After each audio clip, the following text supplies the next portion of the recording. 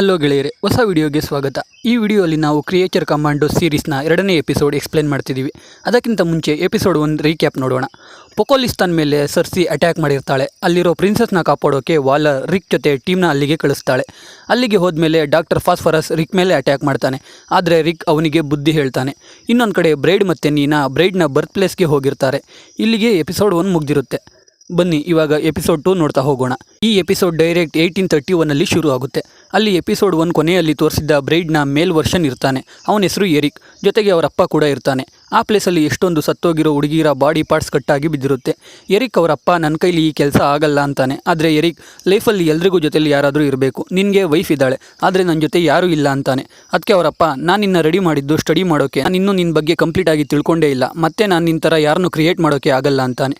ಅದಕ್ಕೆ ಎರಿಕ್ಗೆ ಕೋಪ ಬಂದು, ನನಗೆ ಬ್ರೈಡ್ನ ರೆಡಿ ಮಾಡ್ಕೊಳ್ಳಿಲ್ಲ ಅಂದರೆ ನಿನಗೆ ವೈಫ್ ಇರಬಾರ್ದು, ಆವಾಗ ಇಬ್ಬರು ಲೈಫ್ ಬ್ಯಾಲೆನ್ಸ್ ಆಗುತ್ತೆ ಅಂತಾನೆ. ಆಮೇಲೆ ಅಲ್ಲೇ ಕಟ್ಟಾಗಿ ಬಿದ್ದಿದ್ದ ಬ್ರೈಡ್ನ ತಲೆ ಎತ್ಕೊಂಡು, ಇದು ನನ್ನ ಬ್ರೈಡ್ನ ಫೇಸ್ ಅಂತಾನೆ. ಅಲ್ಲಿಂದ ಸೀನ್ ಪ್ರೆಸೆಂಟ್ಗೆ ಶಿಫ್ಟ್ ಆಗುತ್ತೆ. ನೀನಾ ಮತ್ತು ಬ್ರೈಡ್ ಆ ಮನೆ ಒಳಗೆ ಬಂದಿರ್ತಾರೆ. ಆವಾಗ ನೀನು ಇಲ್ಲೇನ ಹುಟ್ಟಿದ್ದು, ಸರಿ ನಾವ್ಯಾಕೆ ಇಲ್ಲಿಗೆ ಬಂದಿದ್ದೀವಿ ಅಂತ ಕೇಳ್ತಾಳೆ. ಅಲ್ಲಿಗೆ ಸೀನ್ ಕಟ್ ಮಾಡಿ ಟೈಟಲ್ ಹಾಕ್ತಾರೆ. ನೆಕ್ಸ್ಟ್ ಸೀನಲ್ಲಿ ರಿಕ್ ವಾಶ್ರೂಮಲ್ಲಿ ಬಾಯಿಂದ ಬ್ಲಡ್ ಸೋರಿಸ್ಕೊಂಡು ಕೂತಿರ್ತಾನೆ. ಅದನ್ನ ವೀಸಲ್, GI ರೋಬೋಟ್, ಡಾಕ್ಟರ್ ಫಾಸ್ಫರಸ್ ನೋಡ್ತಾ ಇರ್ತಾರೆ. ಆದರೆ ಪ್ರಿನ್ಸಸ್ ಡೋರ್ನ ಕ್ಲೋಸ್ ಮಾಡ್ತಾಳೆ.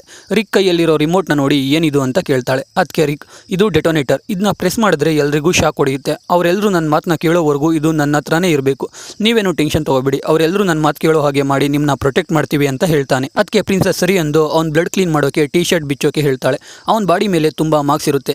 ಅದನ್ನ ನೋಡಿ ಪ್ರಿನ್ಸಸ್, ಇವತ್ತಾಗಿದ್ದು ನಿಮ್ಮ ಫಸ್ಟ್ ಫೈಟ್ ಅಲ್ಲ ಅನಿಸುತ್ತೆ ಅಂತ ಅವನ್ನ ತಿನ್ನೋ ಥರ ನೋಡ್ತಾ ಇರ್ತಾಳೆ. ಈ ಕಡೆ ಬ್ರೈಡ್ ನೀನಾನ ಒಂದು ಲ್ಯಾಬ್ಗೆ ಕರ್ಕೊಂಡು ಬರ್ತಾಳೆ. ಅದನ್ನ ನೋಡಿ ನೀನಾ, ನಮ್ಮ ತಂದೆನೂ ಸೈಂಟಿಸ್ಟೇ, ಆದರೆ ಈ ಥರ ಎಲ್ಲ ಅವ್ರ ಹತ್ರ ಇರಲಿಲ್ಲ, ಇಲ್ಲೇ ನೀನು ಹುಟ್ಟಿದ್ದು ಅಂತ ಕೇಳ್ತಾಳೆ. ಬ್ರೈಡ್ ಹೂ ಅಂದು ಆ ರೂಮಲ್ಲಿ ಏನನ್ನೋ ಹುಡುಕೋಕೆ ಶುರು ಮಾಡ್ತಾಳೆ. ನೀನಾ ಏನು ಹುಡುಕ್ತಿದ್ಯಾ ಅಂದಾಗ ನೀನಾ ನೆಕ್ಲೆಸ್ ಹುಡುಕ್ತಿದ್ದೀನಿ ಅಂತ ಹೇಳ್ತಾಳೆ. ಅಲ್ಲಿಂದ ಮತ್ತೆ ಕತೆ ಫ್ಲಾಶ್ ಬ್ಯಾಕ್ಗೆ ಹೋಗುತ್ತೆ. ಎರಿಕ್ ಅವರಪ್ಪ ಅವನಿಗೆ ಬ್ರೈಡ್ನ ಮಾಡ್ಕೊಡೋಕೆ ಒಪ್ಕೊಂಡು ಬ್ರೈಡ್ ತಲೆನ ಬಾಡಿಗೆ ಸೇರಿಸಿ ಲ್ಯಾಬಲ್ಲಿ ಅವಳಿಗೆ ಜೀವ ಬರೋ ಹಾಗೆ ಮಾಡ್ತಾನೆ. ಎರಿಕ್ ಅವಳಿಗೆ ಹೂವು ಕೊಡೋಕೆ ಹೋಗ್ತಾನೆ. ಆದರೆ ಅವರಪ್ಪ ಅವಳ ಹತ್ರ ಹೋಗಬೇಡ, ಅವಳಿನ್ನೂ ಇವಾಗ ಹುಟ್ಟಿರೋ ಮಗು ಥರ ಅಂತ ಹೇಳ್ತಾ ಅವಳ ಹತ್ರ ಹೋಗ್ತಾನೆ. ಆದರೆ ಎರಿಕ್ ಹೂ ತಗೊಂಡು ಅವಳ ಹತ್ರ ಹೋಗ್ಬಿಡ್ತಾನೆ. ಎರಿಕ್ ಮುಖ ನೋಡಿ ಬ್ರೈಡ್ಗೆ ಗಾಬರಿಯಾಗಿ ಬಡ್ಕೊಳ್ಳೋಕೆ ಶುರು ಮಾಡ್ತಾಳೆ. ಆಮೇಲೆ ಎರಿಕ್ ಅವರಪ್ಪ ಅವಳಿಗೆ ಮಾತಾಡೋದನ್ನ ಹೇಳ್ಕೊಡ್ಬೇಕಾದ್ರೆ ಅವಳಿಗೆ ನೆಕ್ಲೆಸ್ ತೋರಿಸ್ತಾರೆ. ಅದು ಬ್ರೈಡ್ಗೆ ತುಂಬ ಇಷ್ಟ ಆಗಿಬಿಡುತ್ತೆ. ಸೊ ಅದನ್ನ ಹುಡ್ಕೋಕೆ ಬ್ರೈಡ್ ಆ ಮನೆಗೆ ಮತ್ತೆ ಬಂದಿರ್ತಾಳೆ. ಆ ಸಿಕ್ಕಿದ ತಕ್ಷಣ ಅಲ್ಲಿಂದ ವಾಪಸ್ ಹೋಗೋದು ಅಂತ ನೀನಾಗಿ ಹೇಳ್ತಾಳೆ. ಅವರಿಬ್ಬರು ಆ ಮನೆಗೆ ಬಂದಿರೋದನ್ನ ಒಬ್ಬ ವ್ಯಕ್ತಿ ಇನ್ನೊಬ್ಬಂಗೆ ಹೇಳ್ತಾನೆ. ಅವನು ಸರ್ಸೆ ಹತ್ರ ಹೋಗ್ತಾನೆ ಹೇಳೋಕೆ.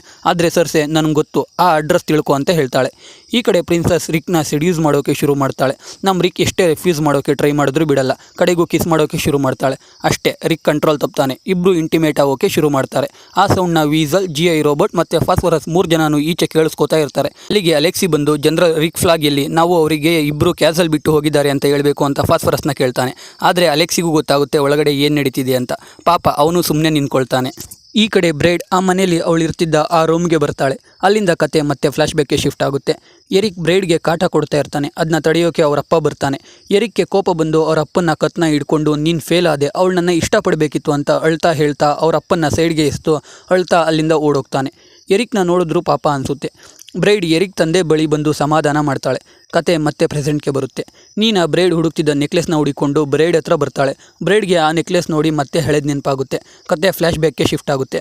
ಅಲ್ಲಿ ಎರಿಕ್ ತಂದೆ ಬ್ರೈಡ್ಗೆ ಎಲ್ಲನೂ ಹೇಳ್ಕೊಡ್ತಾ ಇರ್ತಾರೆ. ಬ್ರೈಡ್ನ ನಗಿಸ್ತಾ ಇರ್ತಾರೆ. ಅವಳನ್ನ ಚೆನ್ನಾಗಿ ನೋಡ್ಕೋತಾ ಇರ್ತಾರೆ. ಅವಳಿಗೆ ಎರಿಕ್ಗಿಂತ ಎರಿಕ್ ತಂದೆ ಕಂಡ್ರೇ ಇಷ್ಟ ಆಗಿರುತ್ತೆ. ಎರಿಕ್ ತಂದೆ ಬ್ರೈಡ್ಗೆ ಆ ನೆಕ್ಲೆಸ್ನ ಗಿಫ್ಟಾಗಿ ಕೊಟ್ಟಿರ್ತಾನೆ. ಮತ್ತೆ ಕತೆ ಪ್ರೆಸೆಂಟ್ಗೆ ಬರುತ್ತೆ. ಸರ್ಸೆ ಅಲ್ಲಿಗೆ ಬಂದು ಬ್ರೈಡ್ ಮತ್ತು ನೀನಾ ಮೇಲೆ ಅಟ್ಯಾಕ್ ಮಾಡ್ತಾಳೆ. ಈ ಕಡೆ ರಿಕ್ ಪ್ಯಾಂಟ್ ಹಾಕೊಂಡು, ಮುಂಚೆನೇ ಹೇಳಬೇಕಲ್ವಾ ಅವರಿಬ್ಬರು ಇಲ್ಲಿಂದ ಹೋಗಿದ್ದಾರೆ ಅಂತ ಡಾಕ್ಟರ್ ಫಾಸ್ಫರಸ್ಗೆ ಕೇಳ್ತಾನೆ. ಅದಕ್ಕೆ, ನಾನು ನಿನಗೆ ಬ್ರದರ್ ಥರ ಫೇವ್ರೇಟ್ ಮಾಡ್ತಾ ಇದ್ದೆ, ಇವಾಗ ನನಗೆ ಬೈತಿದ್ಯಾ ಅಂತಾನೆ ಫಾಸ್ಫರಸ್. ರಿಕ್ ಜೀಪ್ ಹತ್ತಿ ಅಲೆಕ್ಸಿಗೆ ಬ್ರೈಡ್ ಮತ್ತು ನೀನಾ ಬಾಡಿಲಿರೋ ಟ್ರ್ಯಾಕರ್ನ ಟ್ರ್ಯಾಕ್ ಮಾಡ್ತಿರೋ ಲೊಕೇಶನ್ಗೆ ಹೋಗು ಅಂತ ಹೇಳ್ತಾನೆ. ಈ ಕಡೆ ಬ್ರೈಡ್ ಸರ್ಸೆಯಿಂದ ತಪ್ಪಿಸ್ಕೊಂಡು ನೀನಾನೇ ಎತ್ಕೊಂಡು ಅಲ್ಲಿಂದ ಹೊರಗೆ ಹೋಗ್ತಾಳೆ.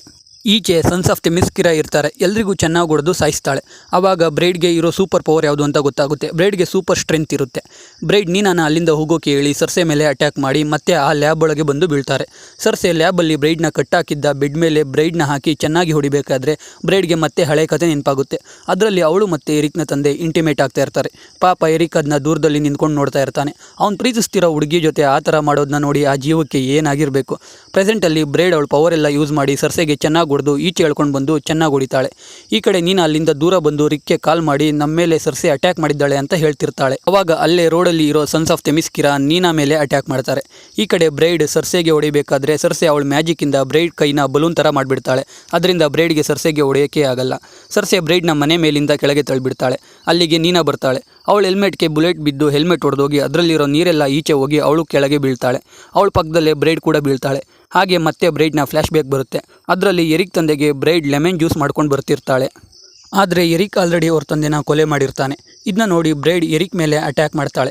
ಕ್ಯಾಂಡಲ್ ಬಿದ್ದು ಬೆಂಕಿ ಹಚ್ಕೊಳ್ಳುತ್ತೆ. ಎರಿಕ್ನ ಬ್ರೈಡ್ ಬೆಂಕಿಗೆ ತಳ್ಳಿ ಓಡೋಗ್ತಾಳೆ.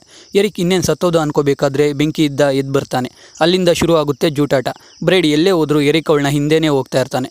ಬ್ರೈಡ್ ಎಷ್ಟೇ ಸಲ ಎರಿಕ್ಗೆ ಸಾಯೋ ಥರ ಹೊಡೆದ್ರು ಅಣ್ತಮ್ಮ ಎದ್ದೆದ್ದು ಬರ್ತಾನೆ ಇರ್ತಾನೆ. 1858ಇಂದ ಇಲ್ಲಿವರೆಗೂ ಅವಳೆಲ್ಲೇ ಹೋದ್ರೂ ಅವಳು ಹಿಂದೆನೇ ಹೋಗ್ತಾ ಇರ್ತಾನೆ. ಕತೆ ಮತ್ತೆ ಪ್ರೆಸೆಂಟ್ಗೆ ಬರುತ್ತೆ.